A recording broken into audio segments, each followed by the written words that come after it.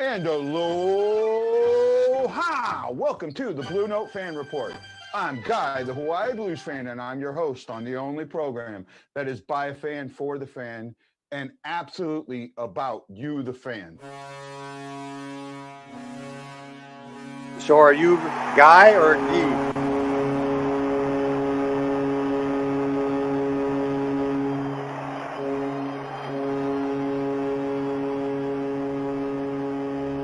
Ed Danowski. You're not in Hawaii? I wish. To Mr. Gary Younger. Hi, D. Hey, sir, how are you? And Brock, how are you doing? Doing great, sir. Doing great. Honored to have you on the show.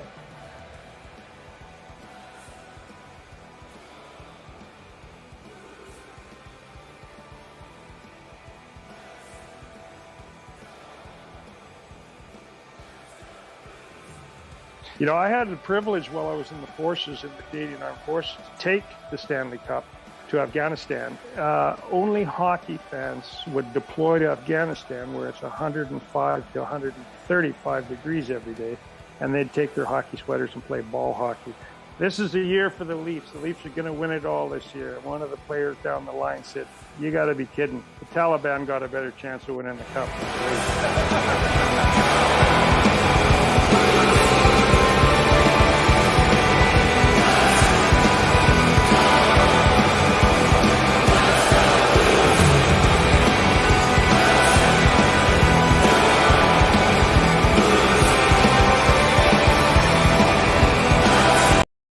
Hawaii Blues fan, we're bleeding blue with you. Let's go Blues! Let's go Blues!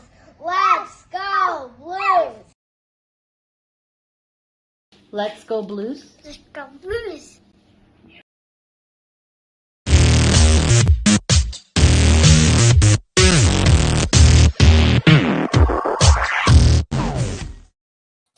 And aloha!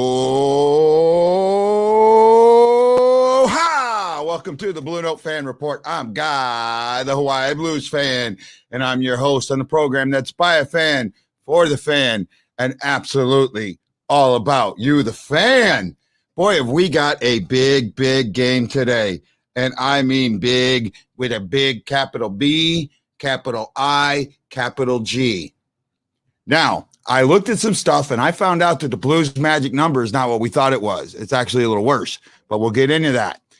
Let me bring in my two co-hosts today. First, from Hockey Writers and from the STL Fan Report, Mr. Brock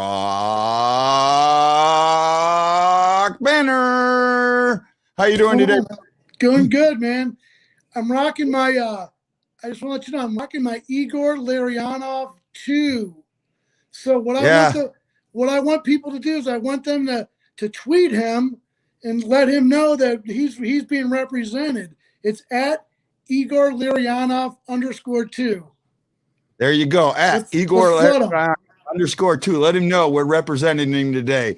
And don't forget the Canadian brain, the guy that's got it all upstairs, Mr. Rich Campbell. Hey, Rick, how are you doing today? Not too bad. Hey, man, this is huge, you know. Hey, I saw Detroit playing earlier today against Tampa Bay. That game went nothing into overtime, didn't it? Yeah, it went into the shootout and it went 8 rounds. Wow, who won? Detroit did. Yeah! You know what? I know we're supposed to hate Detroit, but I love Rick. So Rick's a big Detroit fan, so I'm going to say yay for Rick, right? I mean, bittersweet because I know he probably had a whole bunch of players on Tampa Bay on his fantasy team, so now he's all hurting. But you know what? Hey, we love it. Hey, man, so I got a couple of things that I want to – I was doing some quick research, quick looking over the headlines before we started this, and I want to bring up something kind of heavy, right? Something happened in the NHL in the last couple of days that's starting to pick up steam and blow up. And I want to talk about it a little bit because really it affects some of the stuff that we dealt with here on the show in the last couple of days. And I want to bring this up. So give me a second while I bring up the screen. This is really, this gets into not just today or any of that. It really gets into everything that's going on in life, right? And I'm going to bring this up. I don't have it completely up yet, but I'm bringing it up. So give me a moment. I want to say hi to Richard. How you doing, man? Oh, go ahead. Not too bad at all. Okay, so what I'm going to bring up, guys, I'm going to bring up this story about Veritanen. I think is how you say his name. Is that right, Richard? Veritanen. Okay, thank you, Rick. Really appreciate that. Now I'm going to take this full screen, but they can still hear us, guys. So Veritanen, and this is from the NHL.com, was placed on leave by the Canucks amid sexual misconduct allegations. Right? The Canucks are taking this very seriously. They put him on leave. They're not letting him play. The NHL has just said, they got no comment until the results of an independent investigation are complete. Guy was taken 6th overall in the 2014 draft. He's got 5 goals this season, but none of that's important. This is something that's kind of big, and it's like the elephant in the room, right? Mm-hmm. And the reason that I'm bringing this up is we had Caitlin on the show the other day, and we had a lot of comments that I was uncomfortable with. Katrina, Cat, the Russian cat, right? Big Cat, the Russian cat. We had her on, and there were some comments out there. You know what? Cat is a beautiful woman. We have another lady named Caitlin. She's going to be joining us. Caitlin is a beautiful woman. I've had Ashley Jones, who's a beautiful woman. I've had Anna Q, who is also a beautiful woman. You know what, guys? That's not why they're on the show. They're on the show for this up here. They are women who know their hockey. And from this moment on, when this stuff comes up, I'm going to say something to you. I'm going to call you out, right? Yeah. If you're not talking about her brain and her knowledge, I don't want to hear it. You know what? And I'm sorry, I need to bring this up. I think it's important, right? And Rich, do you mind if I say something about a conversation you and me had the other day? Go ahead. You know what I'm talking about? No. Okay. So Rich sends me a text message and says, and I'm sorry, this isn't hockey yet. We'll get there, but this is important. Rich sends me a text message, says, Guy, I got to know, did you bring me on just to show Kat our diversity? No, I didn't. And in that conversation that I had that went live, that I apologized to you about, I said, I'll take your brain over any disability or impediment you might have. And I meant that. I meant that 100%. This show is about hockey knowledge. Nothing is going to stop me from putting people who know their stuff on this show. Plain and simple. Exactly. Oh, I got, hey, forgot all about my buddy. And I don't mean this. I'm sorry, Lance. Didn't mean to leave you hiding in the hole there. I just had this. I had this thing pop up, and I really wanted to get it out. Here's the thing. Richard's on the show because of his knowledge, and I'm the same way. I don't care what color you are. I don't care what race you are. I don't care how you look. I don't care how you talk. I don't care how you sound. If you know hockey, you know hockey. It doesn't matter to me. Like some people the other day when Kat was on, when Catherine was on, sitting there saying how beautiful she was. Well, she is a beautiful woman. But don't lead with that because she knows hockey. We're not just, and I've had people say, well, you just want to have women on because of the way they look. No. I got to jump in here, man, because I got daughters. I grew up with sisters, and I got to just tell people, hey, Neanderthals, it's 2021. Just get with the program. People don't act like that. And I'm sorry, that's all I got to say, Guy. That's all I got to say about it. Okay, and you know what? But it was I'm sorry. I know we're getting into this political comment that I don't talk politics, but this was important to me that I brought this up, right? Yep. Because my ladies' night isn't to highlight beautiful women. It's to highlight women who love hockey.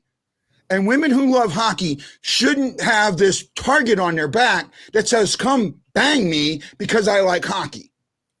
And no, I'm being serious. I've gotten some females who've talked to me about that, and I want to bring that up. Any woman that I bring on, if you make a comment that's unnecessary, I'm going to call you out, and I'm going to make you look stupid in front of everybody. Plain and simple. So guys, you're warned. Girls, you're warned. You call me hot, you're warned. I'll call you out. I know it's never going to happen. Richard, on the other hand, he's going to get called hot left, right, and center, but we'll call you out. We're here for our brains. Is that, and everybody's on board with me, I hope. I'm behind in my comments. Let's get back to the hockey. Big game today. Let's talk about Blues Wild. Game 3. Our magic number is not 8, it's 9. And the reason it's 9 is, and I had the standings up, but I changed it for this. Actually, I might still have the standings up. Yeah, I have the standings up. The Kings have 44 points with 8 games left. So they have 16 points available. So they can get to 60. Well, we got to get to 61. If they lose, it drops, but they're still more important to us than Arizona is. But they really got to win almost every game, right? We're at 52. They're 8 points behind us, right? 8 points behind us. So they got to make up those 8 points first.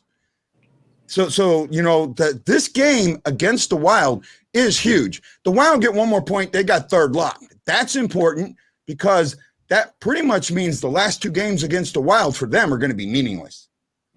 I think second or third will be locked up by that point in my eyes. But that's just kind of where I'm at. So Brad Pond asked you to get a pick. Yes. Where are you at, Lance? What do you think about all this tonight? I think we should see a very refreshed Binnington.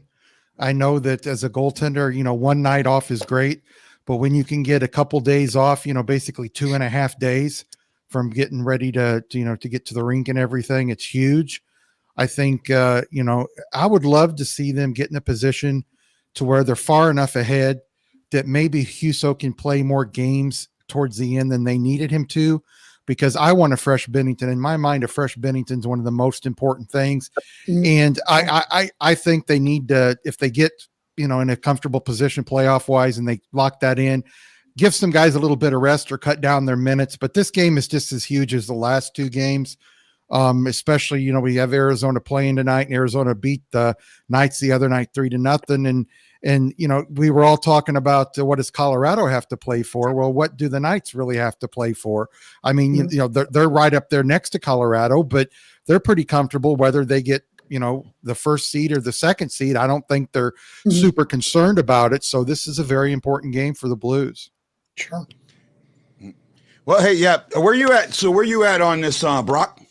You know, I got to tell you what, I'm inspired because I feel like the Blues, you know, what I look for tonight, I saw like Tyler Bozak giving it all out there. And you know, Ryan O'Reilly had the overtime goal and all that. But I think the team's starting to realize, hey, man, these veterans are putting it out there. Maybe they're doing it beyond the headlines. They're not getting a lot of the credit. And a lot of people are screaming at them. But you know what? I think those guys see, you know, what Hoffman's been able to do in the face of adversity. They see what, what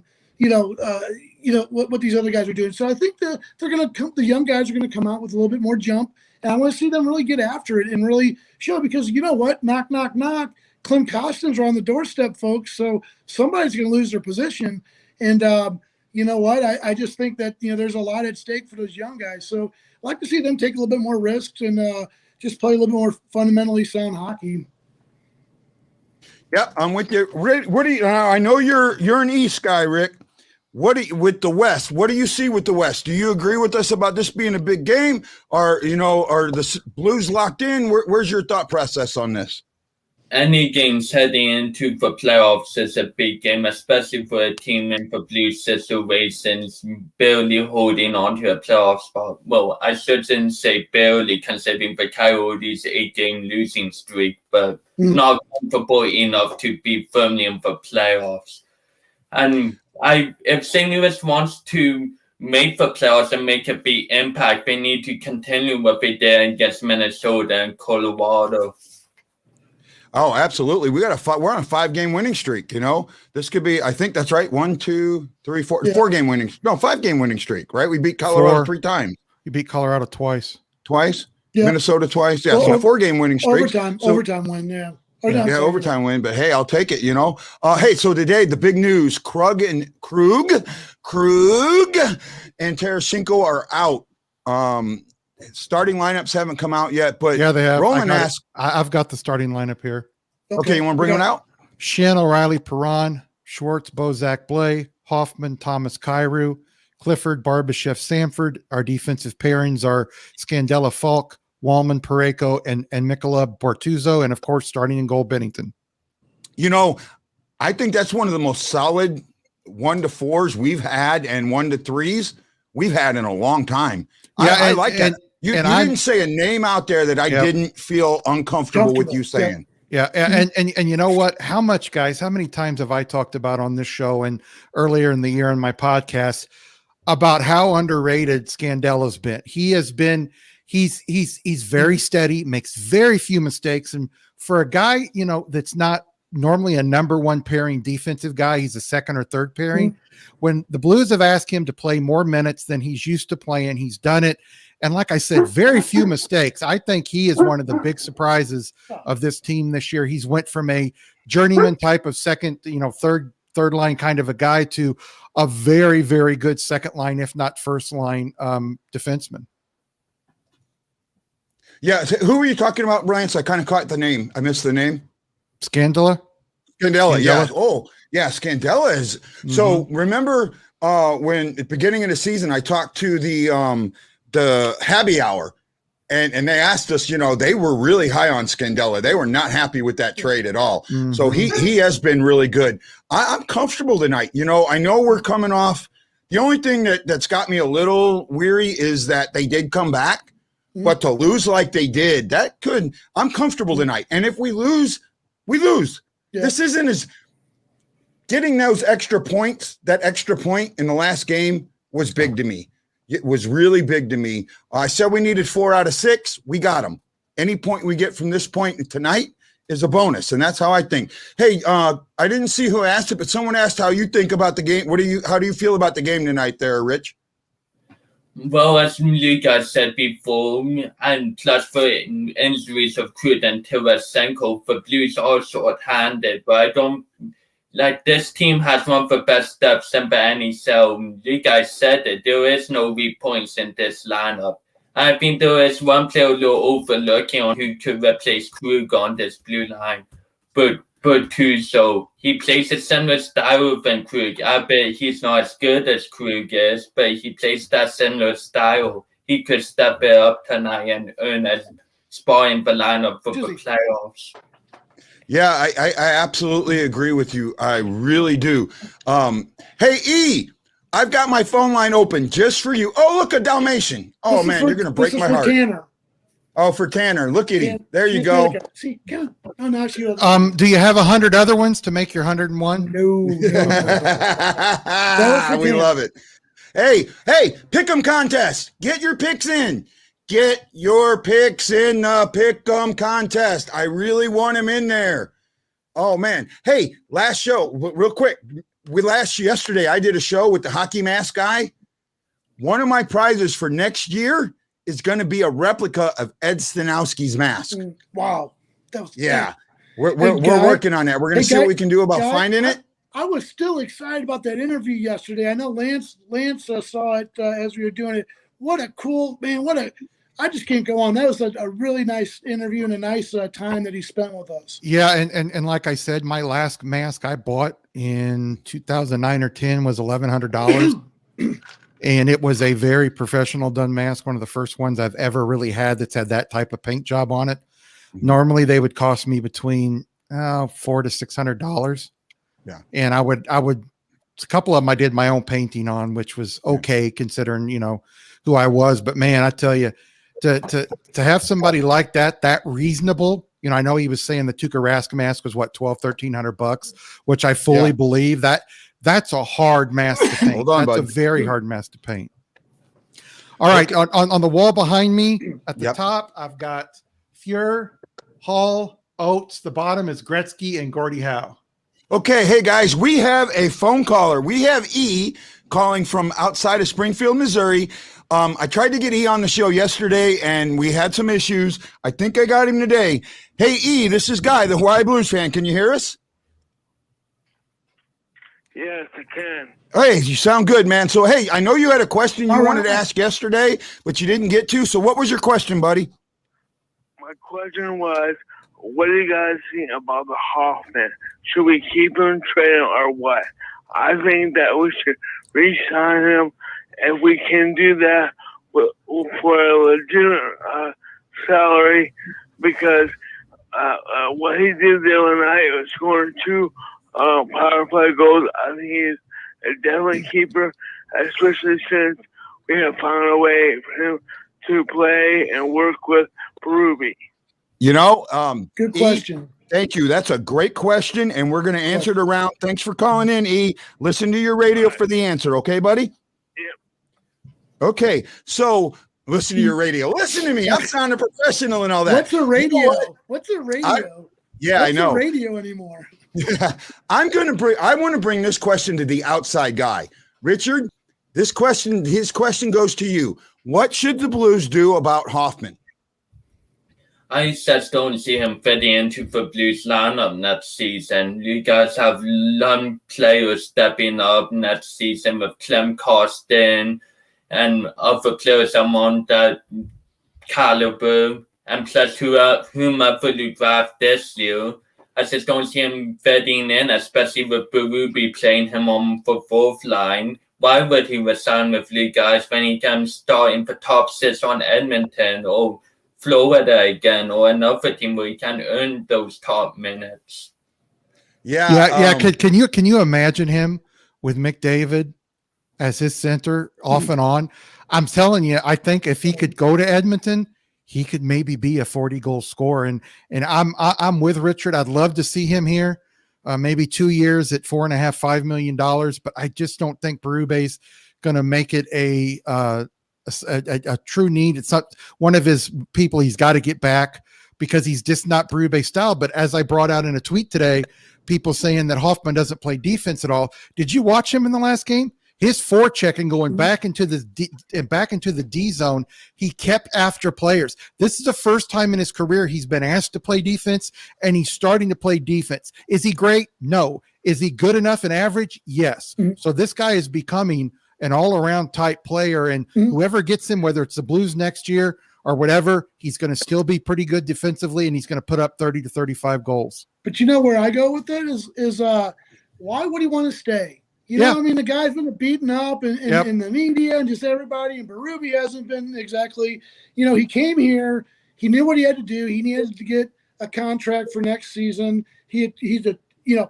talk about peaking at the right time. I mean, he's peaking definitely at the right time. He's getting a lot of headlines, a lot of attention. Maybe that's part of his plan. He just knew that this was a time of the year he had to step it up.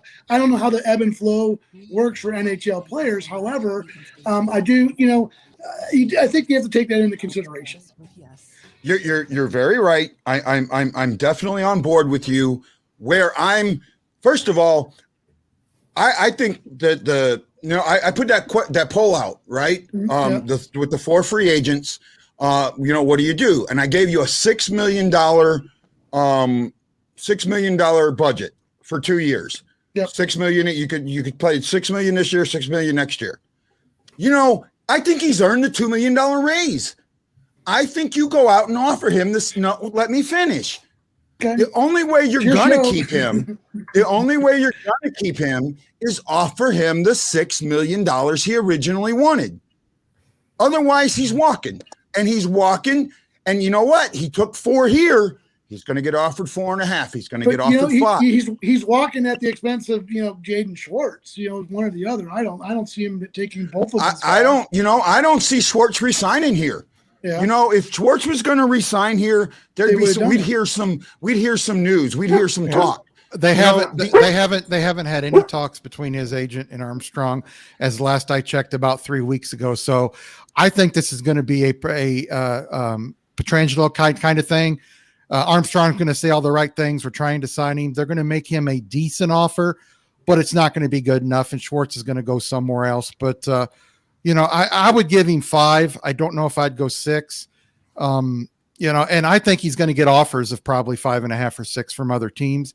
It just depends on, is he comfortable with being in Berube system, number one? Number two, is he comfortable with, if he goes 4 games without a goal, everybody in St. Louis saying he's a bust?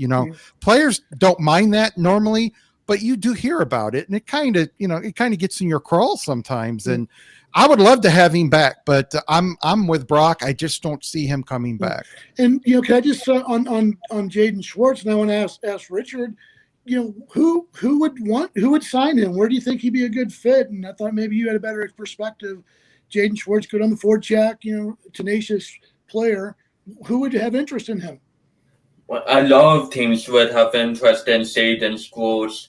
There's the Islanders who would only let Palmieri walk. There is the Panthers who will still be trying to replace Hoffman and Dadonov. But my dark horse for Schwartz is the LA Kings. They're on the uprise right now, but 4 years into Schwartz's contract, the Kings will be cup contenders, and he'll be a really good fit alongside Byfield or Kopitar.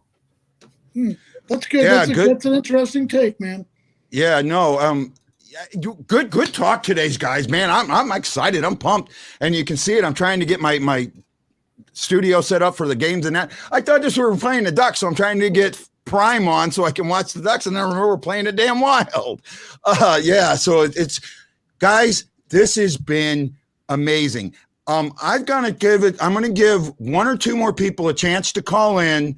If you want to call in, type in call in, and when I see it, if I trust you, I'll give you my number and you can call in. If you already got it, you can call in. I'll take 2 more calls for you guys. Ryan Green, you said something earlier and I missed it. I can't remember what it was. I know you had a pretty good question. I think Minnesota is not going to give this game away for nothing. We've won 2 out of 3 meetings this week, and I'm with you there. Ivan Barbashev, can we keep him next year? Well, I think he's on contract, but I actually think they're going to leave him unprotected. Mm-hmm. Right? I think they're going to leave him unprotected. Yeah, I do too. Yeah. I mean, I don't know. I think Sundqvist wins the battle of who's going to stay. I think he has a higher upside. You protect Perron this time. Just out of loyalty, you protect Perron this time. Yeah, but here's the thing. Perron's got 1 year left. He'll be 33 in a month, or at the end of this month. So after next year's contract, he's going to be 34. Everybody says he's not going to decline. I'm sorry, guys. I've seen a little bit of his decline already. He's not as fast as he used to be. He still works his butt off. That's one thing the guy's got. He loves it here in St. Louis. But if it comes down to keeping a younger player with a lot of upside between him and Perron, I'm letting Perron be unprotected. Because I think if you protect Sundqvist, you leave Perron unprotected. Schwartz is not under contract next year. So, it doesn't matter that he can sign wherever he wants to sign at the end of the season. So, we got Roland on the phone. So it's just a moment. Hey, Roland, can you hear us? Okay. What you got for us, bud?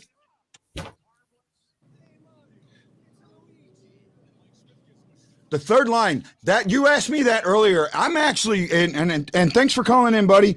I'm actually really, really excited with Hoffman, Kyrou, and Thomas.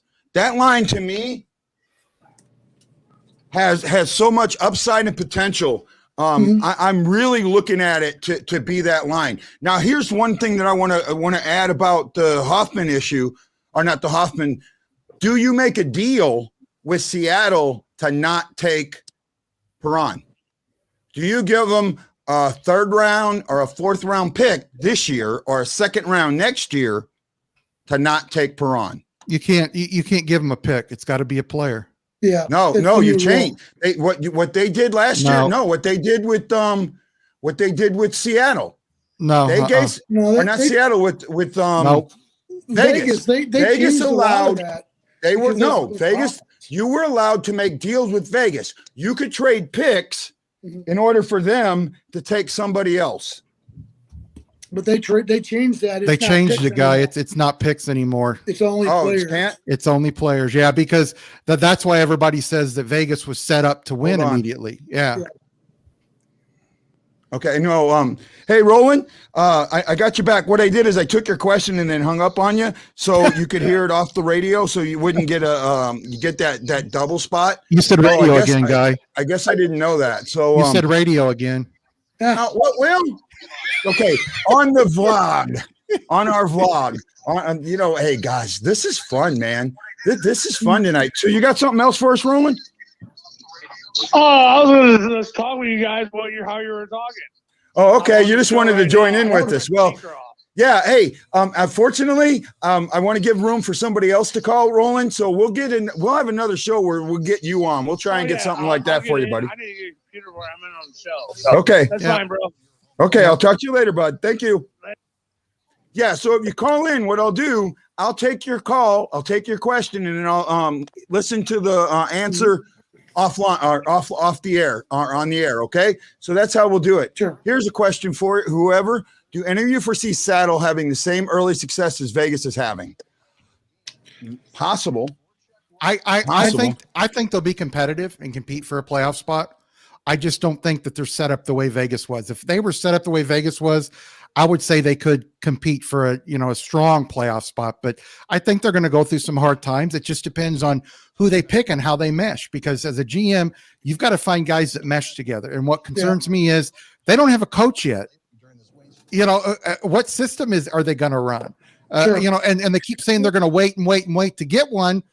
Well, you got to get one before the draft. But don't they have a Gallant kind of lined up? That's kind of the rumor. The Canadian national team coach apparently he's the front runner for that job that I've. Yeah. And I really love Gallant. That's who I wanted for the Blues job when I wasn't sure if Berube was going to get it after he took over for Yo. That's who I would want. And if they get him, he's going to give them a lot earlier success than they would with another coach. Guys, we got another caller. Let's bring in Robert Morton. Robert, can you hear us? What's up, guys? Hey, Robert, how you doing? What do you got for us, buddy? Hey, so I know you guys at times have been on Berube's case. Yes. Which is fair. What I want to know is, when does it become the player's accountability for how they play versus the coach coaching them? If you understand what I'm. Oh no, that's a great question, and thank you for it. Please listen to the answer on offline. So here's what I say: if you have a mistake and it happens over and over and over again, the same system type mistake, then that's on the coach. If your system changes up and the player doesn't do it, then it's on the player. That's why I've been on Berube, because the system hasn't changed. When he's changed the system a little bit and you've seen the success, great. See, it's not the players all the time. But then when it goes back to a system and we have the same mistakes, then to me, it's on the coach. What do you think? I want to hear Richard on this one. Yeah. Rich, what do you think? I think it's always the players' faults ultimately, and it's usually the coach's faults great to go to the players' mistakes. And we see it happen throughout history. Like Gerard Gallant was fired from both Florida and Vegas for no fault in his own decisions, players underperforming. Well, other coaches get fired for just not being the right fit for the team at that time. Like BlueNote was fired from New York because New York was going into a rebuild, and he's not a rebuild type of coach. Ultimately, Berube will be fired. It won't be this season. It could be early next season. The Blues get swept in the playoffs this year and struggle out the gate. It could be 2 years from now. Who knows? But right now, go rolling, and Berube's here to stay. Okay, guys. Great. I'll go ahead. Well, I'll let Lance. So what I'm going to do now. Yeah. Go ahead, Rob. It's the wheel of goats. Who's the goat this week? Is it Berube? Is it Sanford? Is it Binnington? It's just like every day it's somebody different, and it gets kind of tiring. So that's where I'm at, Robert Morton. I don't believe that it's Berube's fault, and I've said that on the show many times. Yeah. to my death on this show many times, but I just Okay, I want to know what you think, Lance. And while Lance is talking, I'm going to make my pick. So you guys can all watch my pick while Lance is talking. Go ahead, I Lance. sent you my pick too. Well, I think it's a little bit of both. Because players are put in a system, and once they learn that system, they should work their butts off to know it. They should know where they're supposed to be defensively. They should know what they're supposed to do. They should know the players around them. They should know the situation. So a little bit of it is on the players. But when you have a coach that goes out and approves certain players, such as Mr. Hoffman, who he knows is not a defensive guy, has never been asked to play defense, and you put the scorer down on the third and fourth lines until recently without qualified people. If it's, Kairu's a great guy that can feed people. Thomas is a great guy that can feed people as center. So he put Hoffman on the third line. It's not my ultimate choice, but Berube did that, and he put him with guys where he can succeed. I think the issue I have with Berube is sometimes he puts guys in positions where they're not going to succeed. They're just not going to do it. And he sends messages like one night he's telling people defense first.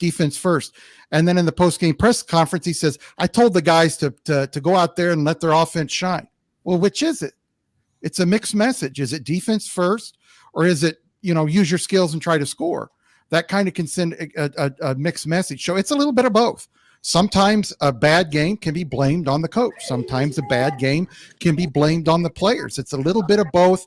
It's normally not all or the other, but I think they've both kind of played into the detriment of the team this year. At times, Berube's not adjusted. At times, the players haven't followed his game plan. So it's a little bit of both.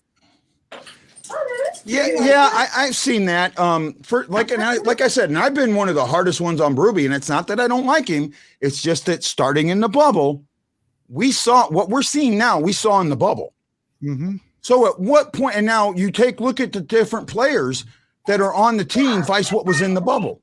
Right? You look at who's left. So you lost Pietrangelo, Steen, Bouwmeester, and Tarasenko to start the beginning of the season.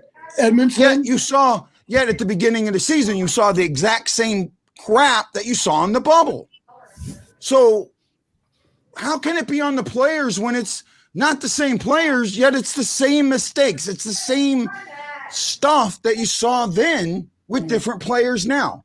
Yeah, and guy, you know that I agree with you. I would say most of it. I put a lot of it on Berube, but the players are ultimately responsible in the end. But you can't put a square peg in a round hole. And sometimes that's what Berube tries to do. And I don't think he's real good at putting guys in positions to succeed. And I don't think he's good at adjusting game plans. He has been in the last couple games. I give him praise for that. He's been really good in these last couple games, very good at making adjustments. We still have that bad second period issue, but I think I would give it 70-30, 70% Berube, 30% players. And I know Brock probably thinks it's probably the opposite. And I understand why he feels that way. But I do put a lot of it on Berube because like Guy said, when you have a system and you bring players in, and those players, even though they come from a different system, keep making the same mistakes within that system, you might want to adjust your system. Oh, now here's something I disagree with. John Hefner says, disagree, Richard. If we play our central teams, we'll be fine 21-22 season. No, not unless we make some changes. No, I mean, I get what you're saying, but now you're bringing you're still going to have Colorado. You're bringing Arizona into the Central. Predators. The Predators have had a great Predators.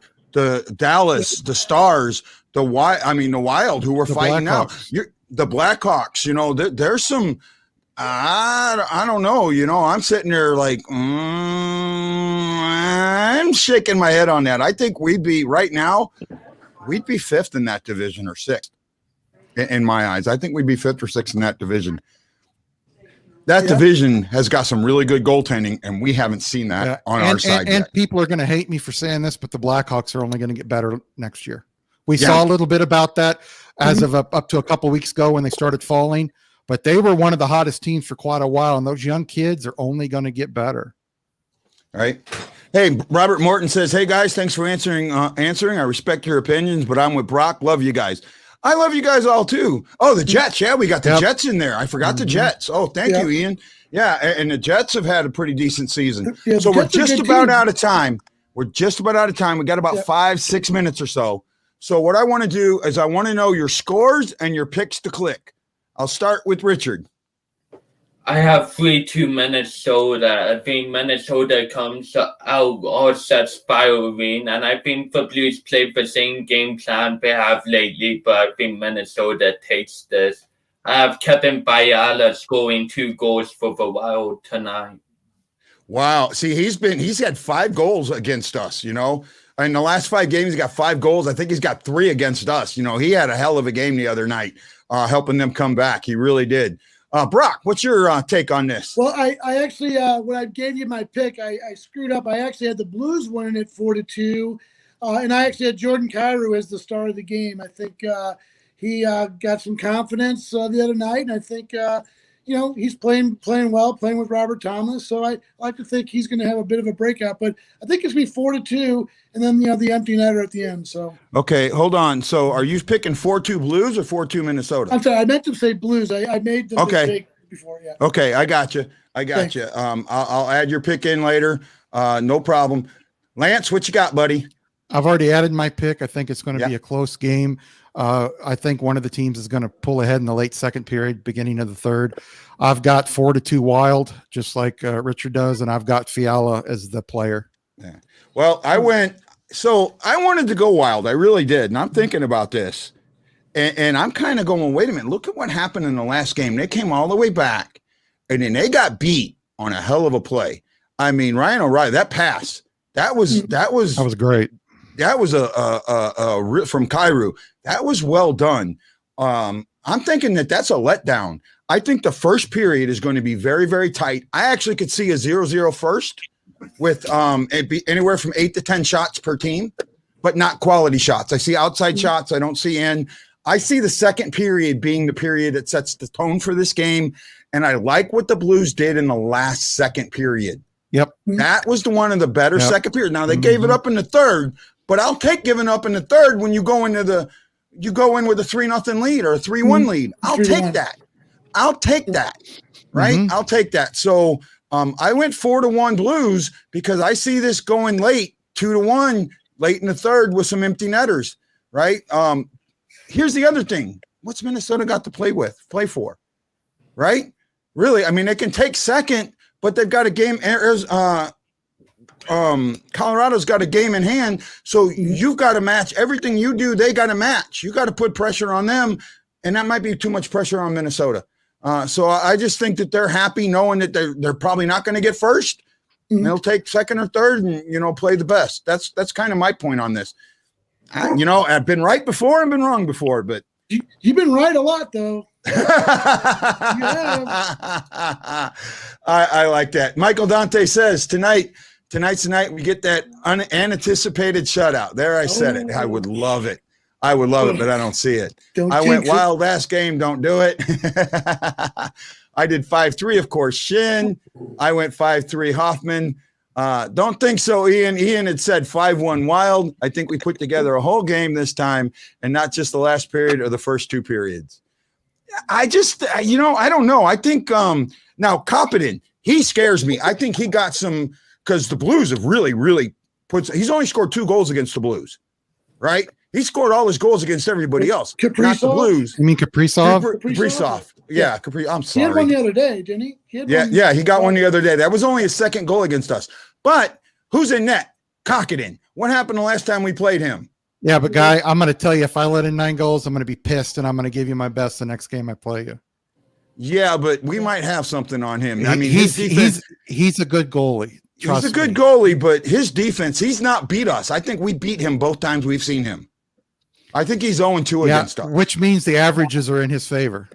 And that is true. That is true. And I'm not going to go against the averages. That's just kind of where I'm at. Oh, yeah. Last thoughts. We got probably about 5 minutes left, give or take. Last thoughts. And I'll go in the opposite direction. Lance, what do you think? I think the Blues do lose this game, but it's not going to be because of lack of effort. It's just going to be because of a very good Wild team coming in and wanting to really make a statement. I think in the next game against them, I see the Blues coming back and making another statement. So I'm not too concerned. I'm just watching the Blues. I do watch the Coyotes games and the Kings games too. But I mean, I think it's in the Blues court. It's theirs to win, and with Arizona and the Kings, it's theirs to lose in my mind. Yeah. Okay, Brock. Well, again, like I said at the beginning of the show, I think it's the young guys are going to show up for the old guys, the veterans guy. I think they're going to, make an impact. It's time for them to take over a game and really. When I say young guys, I want to say Robert Thomas, Jordan Kyrou. I just think it's time for them to really make an impact on the game, not just show up and be adequate, but make an impact. And I think they're getting there. They're right there, man. So I think a big night from that line. Again, I got 4-2, but I like to see Kyrou really step up and be the hero tonight. Yeah. Richard, what do you got for me, bud? I agree with most of what Lance said, and plus I want to add that there is no way Minnesota loses 3 in a row to St. Louis. Like Minnesota is too good of a team to go 0-3 against St. Louis during this stretch. Well, Minnesota hasn't lost 3 in a row all season. There's always a first time. And before we go, I got a couple of business things to handle. I haven't even forgot my promos, so I'll do them later. I'll do them. But Kat was supposed to be with us tonight. Kat lost a member of her family today, and I just want Kat to know that all of our hearts go out to you.